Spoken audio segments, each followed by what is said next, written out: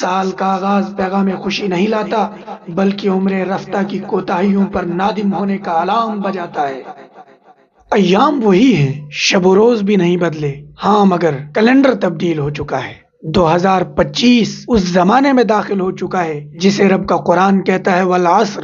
لوگو، زمانہ اس بات پر گواہ ہے کہ اس نے بڑے بڑے سرماؤں کو زیر ہوتے دیکھا ہے۔ حوادث زمانہ نے کبھی قیصر و کسریٰ کو تہہ خاک کر دیا تھا اور وہ آج بھی اسی روش پر گامزن ہے۔ قزاق اجل نے کبھی امیر و غریب میں فرق نہیں کیا، اس نے ہر مادی شے کو اپنا لقمہ تر سمجھا ہے۔ یہ بستیوں کی بستیاں کھا گیا اور ڈکار تک نہ لی۔ قرآن نے اپنے پہلے مخاطبین سے یہی بات کہی تھی کہ وَكَمْ أَهْلَكْنَا قَبْلَهُمْ مِنْ قَرْنٍ هُمْ أَشَدُّ مِنْهُمْ بَطْشًا فَنَقَّبُوا فِي الْبِلَادِ، کہ ہم نے ان مکہ والوں سے پہلے کتنی ہی ایسی امتیں ہیں جو ہلاک کر دی جو زور میں بھی ان سے زیادہ طاقتور تھی۔